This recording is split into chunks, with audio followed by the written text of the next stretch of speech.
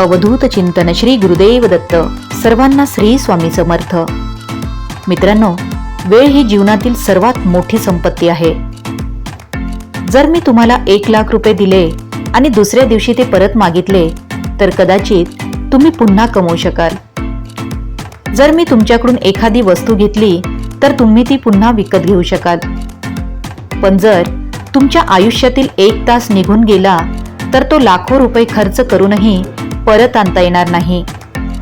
कारण या जगात सर्वात मौल्यवान गोष्ट पैसा नाही, संपत्ती नाही, मान सन्मान नाही, तर ती आहे वेळ. आज आपण जाणून घेणार आहोत की वेळ जीवनात किती महत्त्वाची असते आणि वेळेचा अपमान करणारा माणूस आयुष्यात किती मोठं नुकसान करून घेतो. मित्रांनो, देवाने आपल्याला सर्वात मोठी आणि अमूल्य भेट दिलेली आहे आणि ती म्हणजे वेळ.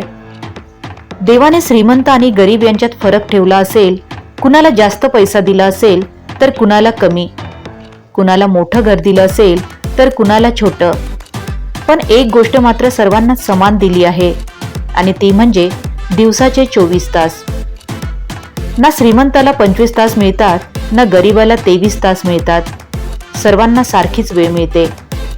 फरक फक्त एवढाच असतो, कोणी त्या वेळेचा उपयोग करतो तर कोणी तो वाया घालवतो. मित्रांनो, ही कथा फार कमी लोकांनी ऐकलेली आहे. खूप वर्षापूर्वी एका गावात एक व्यापारी राहत होता. त्याच्याकडे भरपूर पैसा होता, मोठं घर होतं, नोकरचाकर होते. पण त्याला एक सवय होती, तो प्रत्येक काम उद्यावर ढकलायचा. उद्या करतो, पुढच्या महिन्यात करतो, वेळ आहे अजून, हे त्याचे आवडते शब्द होते. एके दिवशी त्याच्या गावात एक वृद्ध साधू आले. साधूंनी त्याला विचारले, तुमच्याकडे सर्व काही आहे पण तू आनंदी दिसत नाहीस. व्यापारी म्हणाला, माझ्याकडे पैसा आहे पण मनशांती नाही. साधूंनी त्याला एक जादुई घड्याळ दिले आणि म्हणाले, हे घड्याळ तुझ्या आयुष्यातील उरलेली वेळ दाखवेल. व्यापाराने घड्याळ पाहिले आणि तो घाबरला, कारण त्याला वाटत होते त्याच्याकडे खूप वेळ आहे. पण घड्याळ दाखवत होते त्याच्या आयुष्याचे दिवस खूप कमी उरले आहेत. त्या दिवसापासून त्याचे जीवन बदलले. त्याने कुटुंबाला वेळ देणे सुरुवात केली, गरिबांना मदत केली, स्वप्न पूर्ण केली आणि प्रत्येक क्षणाचा आदर करायला सुरुवात केली. काही वर्षांनी तो साधूंना भेटला. साधू हसले आणि म्हणाले, त्या घड्याळात कोणतीही जादू नव्हती. व्यापारी आश्चर्यचकित झाला. साधू म्हणाले, जादू घड्याळात नव्हती, जादू त्या जाणीवेत होती की तुझ्याकडे वेळ मर्यादित आहे. मित्रांनो, आपल्यापैकी अनेक जण आयुष्यभर म्हणत राहतात, एक दिवस मी हे करेल, एक दिवस मी ते करेल. मित्रांनो, एक दिवस मी यशस्वी बनेन, पण तो एक दिवस कधीच येत नाही. कारण वेळ कुणासाठी थांबत नाही. नदी वाहत राहते, घड्याळ चालत राहते आणि आयुष्य कमी कमी होत राहतं. जगातील प्रत्येक यशस्वी व्यक्तीला तुमच्या इतकीच वेळ मिळाली होती, पण त्यांनी वेळेचा उपयोग केला, वेळेला मित्र बनवलं आणि म्हणून ते यशस्वी झाले.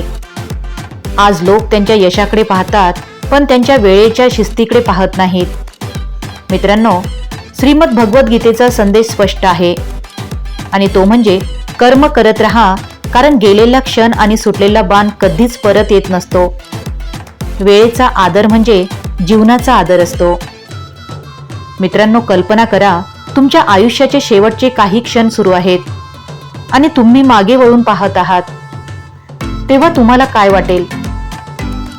काश आणखी थोडा वेळ मिळाला असता तर. पण तेव्हा वेळ संपलेली असेल. म्हणून आजच ठरवा, जे करायचं आहे ते आज करा. ज्याच्याशी बोलायचं आहे त्यांना आज फोन करा.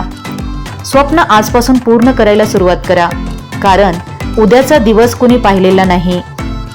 मित्रांनो, पैसा गमावला तर पुन्हा कमावता येतो, पण वेळ गमावली तर आयुष्याचा एक भाग कायमचा निघून जातो.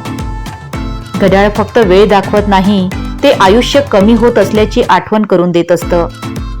वेळेचा आदर करा, कारण तीच तुमच्या आयुष्याची खरी संपत्ती आहे.